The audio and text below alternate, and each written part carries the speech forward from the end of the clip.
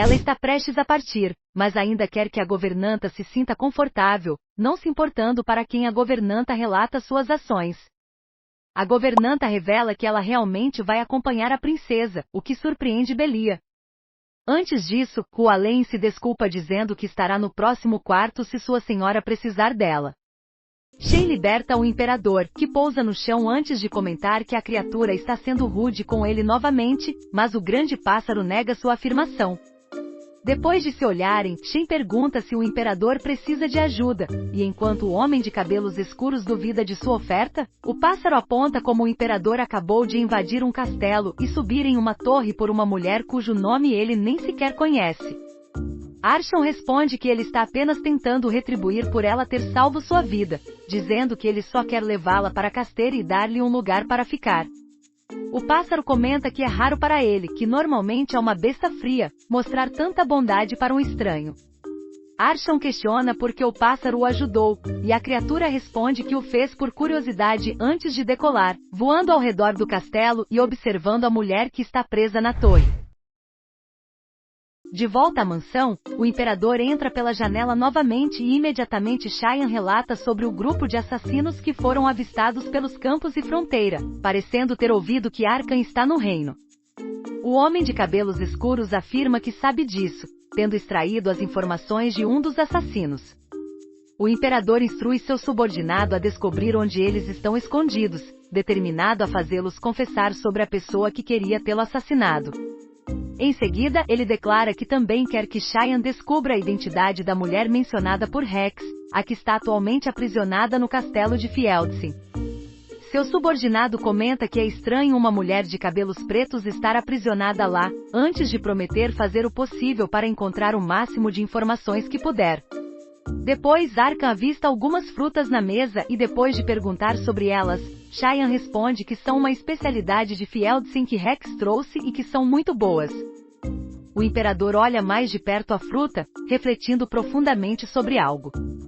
Na manhã seguinte, Belia acorda e ao lado da cama ela vê um monte de pequenas frutas que despertam uma memória na princesa. Quando ela ainda era uma menina, Belia estava se sentindo triste quando Morinelli a encontrou, e depois de acalmar sua senhora, a governanta entregou algumas frutas chamadas Sé para a menina, o que a deixou feliz, enquanto Morinelli se sentia triste por ela. Atualmente Belia se lembra de sua governanta novamente, refletindo que se ela tivesse ido apenas para o templo e vivido como uma santa, Morinelli não teria sofrido.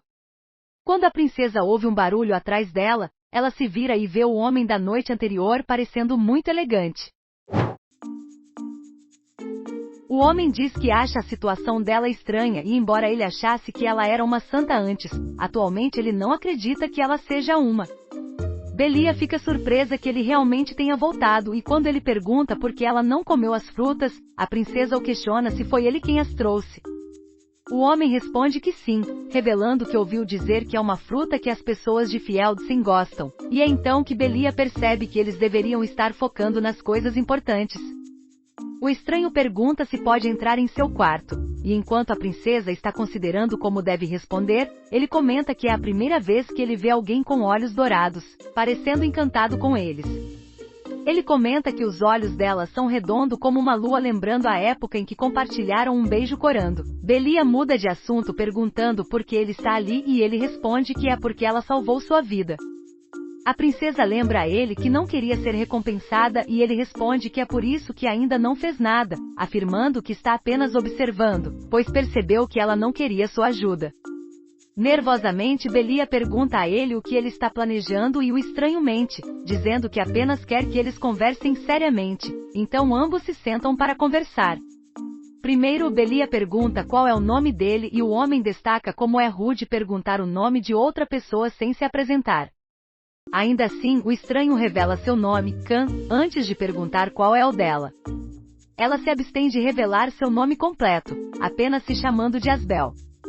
Ele comenta que a introdução deles um ao outro veio tarde considerando que eles já se beijaram, e a princesa protesta que o que ela fez era na verdade parte do tratamento.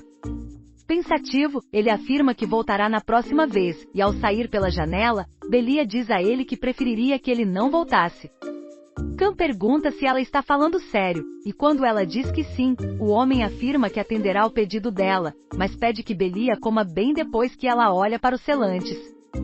Khan pula pela janela, alarmando a princesa que mais tarde sussurra o nome de Khan.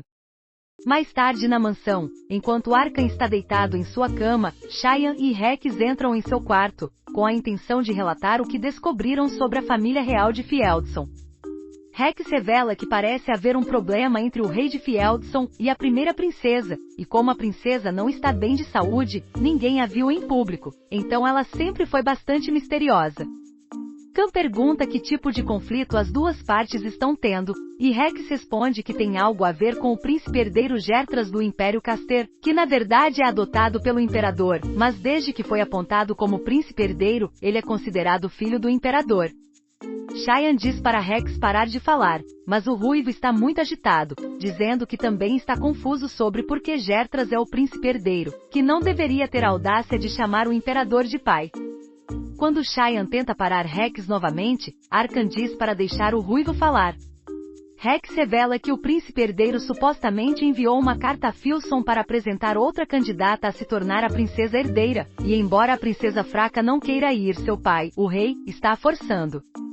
Rex diz que se fosse ela também não iria, ao que Cheyenne repreende-o por falar besteira. No entanto, o ruivo exclama que vai ficar ao lado do que disse e então pergunta ao imperador se ele se acostumou tanto a viver nas montanhas que nem sabe o que o príncipe herdeiro tem feito ultimamente, enquanto Arkan permanece em silêncio. Rex então questiona Sua Majestade se ele simplesmente vai deixar o príncipe herdeiro escapar trazendo repetidamente princesas que acabam sendo dispensadas, acrescentando que já é a 12ª vez que isso acontece. Rex reclama que é por isso que eles não conseguem se livrar da imagem do Império como um país bárbaro, já que até o príncipe herdeiro da família imperial se comporta pior do que um animal. Rex continua a exclamar como seu império é bonito, que ele poderia falar sobre o quão grande é por dias, mas os outros países apenas os percebem como um império selvagem graças às ações do príncipe herdeiro. Isso deixa os outros dois homens em silêncio, e Cheyenne compartilha seus pensamentos, dizendo que embora as palavras de Rex sejam um pouco extremas, elas não estão erradas, e se o imperador ignorar a situação atual, ele acabará sofrendo antes que ele possa até renunciar ao trono, implorando para que Sua Majestade retorne a Caster em breve e resolva as coisas. O imperador concorda, mas antes disso, ele declara que quer uma determinada pessoa para ir com ele. Seus subordinados olham um para o outro antes de Cheyenne perguntar se ele está se referindo à pessoa que ele tem visto recentemente, o que o imperador confirma. No entanto, ele precisa de tempo para persuadi-la, revelando que é difícil para ela se abrir. Ele planeja que depois de resolver as coisas com ela, todos os três retornem a Caster. Os outros dois ficam felizes, dizendo que o imperador finalmente está retornando e que finalmente estão voltando para casa também. Horas depois, nos campos e no castelo, Belia acorda se sentindo bastante sedenta, mas quando ela se levanta, a princesa descobre que não tem energia, então ela se acomoda impotente em sua cama, sentindo como se houvesse um carvão preso em sua garganta. Belia acaba adormecendo novamente e é nessa condição que o imperador a encontra mais tarde para ajudá-la a beber água. R consegue colocar um pouco de água em sua boca antes de depositar o líquido na dela.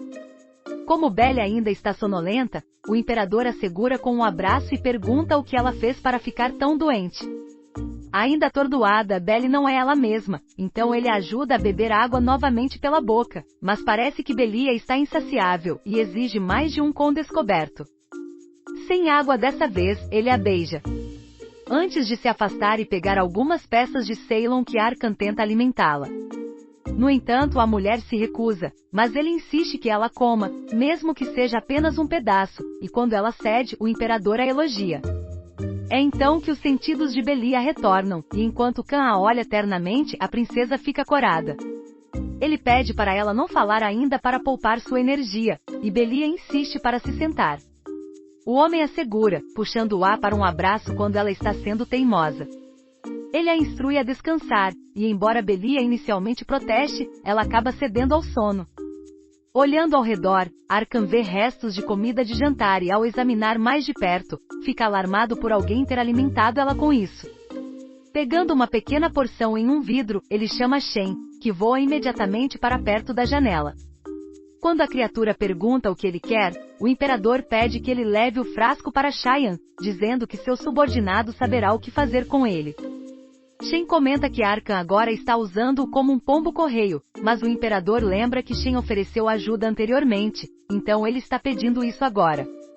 Depois que Arkan diz que vai ficar lá para cuidar da mulher, o pássaro pega o vidro e diz que Arkan parece preocupado pela primeira vez.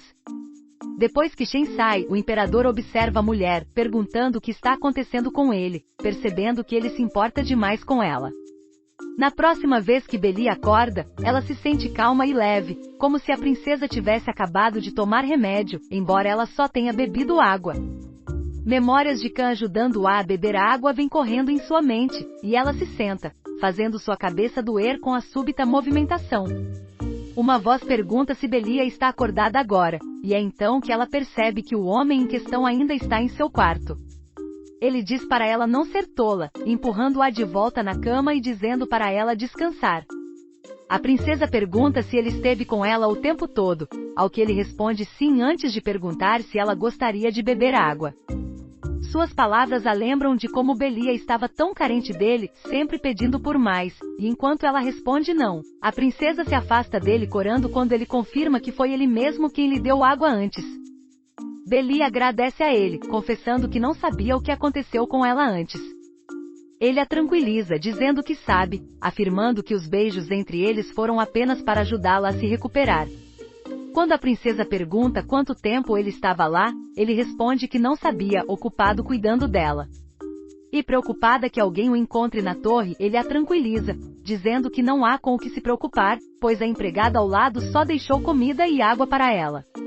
Ele revela que veio lá para lhe dar ervas marinhas, mas Belia diz a ele que comer sopa é suficiente para ela. No entanto, Khan joga a comida pela janela, chocando a princesa, especialmente quando ele a instrui a não comer a comida que eles vão preparar, pois ela será adulterada. Ele revela que, embora não seja venenosa, uma droga foi colocada em sua comida, algo que pode tirar os sentidos de alguém e controlar a mente da vítima. Em voz alta, ele se pergunta o que ela fez para que alguém faça isso com ela. Ele pergunta quanto Belia comeu da comida e se a garota ao lado teve algo a ver com a droga. E eventualmente a princesa revela que não comeu muito, pois não tinha apetite. Belia promete ser cuidadosa dali em diante, antes de pedir a Khan para sair, o que faz o imperador perguntar se ela o odeia estar lá. Quando a princesa questiona por que ele perguntaria isso, o homem aponta que ela continuou afastando-o, deixando Belia em silêncio. Parece que Khan está esperando algo, o que desperta a curiosidade da princesa, e logo um pássaro grande aparece. A criatura joga para o homem um frasco, dizendo que é um antídoto, e afirma que Rafnise, uma planta venenosa, estava na comida que o imperador mandou examinar. Enquanto ele reflete que a situação não é boa, o pássaro comenta que parece que Arkan, que é o último descendente do lobo Timotarag, finalmente encontrou sua companheira. Aka não responde e depois que o pássaro vai embora, ele instrui Belia a beber o antídoto. Depois que ela toma o líquido, a princesa pergunta quem é o pássaro, e enquanto o homem é críptico em sua resposta, Belia pergunta por que a criatura se referiu a ele como o último lobo Timotarag. Surpreso, Khan pergunta se ela ouviu o pássaro falar antes, e a princesa diz que o pássaro falou com ele, então ela tem certeza de que Khan também ouviu o pássaro falar. Enquanto Belia fica animada em ver um animal falante, o imperador fica incomodado, perguntando quem ela realmente é. Enquanto isso, de volta à mansão, Shao está lendo quando Rex se aproxima sorrateiramente e pergunta se a pessoa que o imperador mencionou anteriormente era a mulher de cabelos pretos. Depois de repreender seu companheiro por assustá-lo, Shane diz que não importa quem seja a pessoa, desde que o imperador queira levá-la junto para lançar um feitiço. Rex concorda, e Cheyenne diz que prefere que seja uma mulher, embora a possibilidade disso acontecer seja zero. No entanto, o Ruivo não quer descartar a possibilidade de o imperador encontrar o amor, embora ele se lembre de seu mestre dizendo que ele nunca se casaria nem teria filhos. Cheyenne lembra que o imperador não é apenas o último descendente do lobo Timotarag, mas também é o único príncipe celibatário que herdou a nobre linhagem. Alfa anos atrás, em uma floresta, enquanto Arkan estava assando e se banquetendo com um veado inteiro, um lobo branco se aproximou dele. Percebendo que ele havia capturado a presa que o lobo estava caçando, ele jogou para o lobo uma perna inteira do veado, pedindo desculpas por ter chegado primeiro à sua presa. Eles estavam tendo uma refeição juntos quando alguém chegou, e embora o lobo tenha desistido rápido, Arkan escapou enquanto esperava a pessoa aparecer. Acabou sendo Chaiyan que anunciou que o imperador, pai de Arkan, havia falecido, deixando o homem de cabelos escuros chocado. Quando Arkan perguntou sobre seu irmão, Chaiyan revelou que ele recebeu a ordem de queimar a floresta, o que Arkan, a princípio, não queria acreditar. Shane afirmou que o irmão mais velho de Arkan não o considera mais seu irmão mais novo, e perguntou ao príncipe se ele aceitaria perecer na floresta. Após ouvir um uivo ao longe, Arkan se tornou determinado e instruiu Chaiyan a ajudá-lo a colocar sua armadura.